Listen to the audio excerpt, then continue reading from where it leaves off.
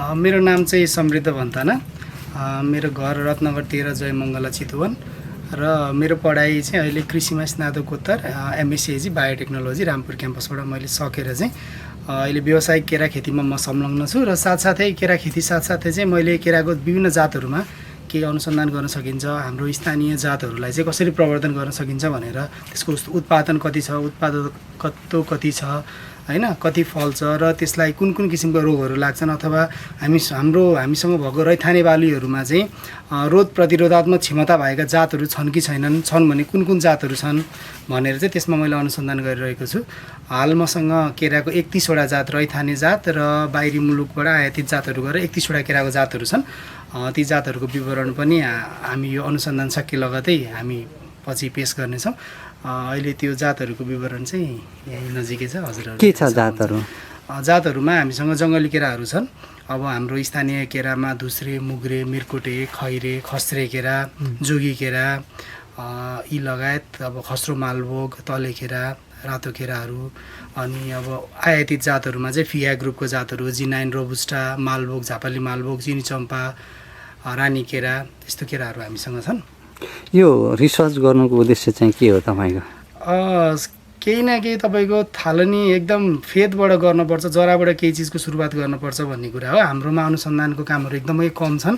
हामी जहिले नै बाहिरी चिजहरू, बाहिर कसैले बनाएर पठाइदिएको चिजहरू उपभोग गर्न मात्र हामी त्यो लागि परिरहेछौँ कि यहीँ बसेर केही बिस्तारै सुरु गर्दै लिएर गएर केही आफ्नो ठाउँबाट निकाल्यौँ भने चाहिँ हामीले त्यो चिजले चाहिँ आफ्नो देशलाई चिनाउन सक्छौँ भन्ने कुरा चाहिँ हामीले विचार गर्दैनौँ।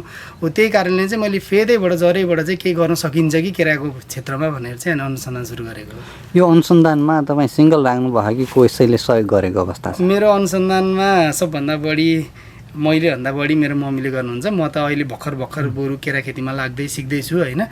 केराको फेददेखिको जुन एउटा नलेज हुन्छ नि त्यो चाहिँ मलाई मेरो मम्मीले नै दिनुभएको हो। मेरो पहिलो अनुसन्धानकर्ता मम्मी नै हुनुहुन्छ भनौँ। त्यसबाहेक मेरो साथीहरू, मेरो जुनियर भाइहरू दुईजना एमएससी एग्रिकल्चरै पढ्ने, एकजना भाइ एकजना बहिनीले।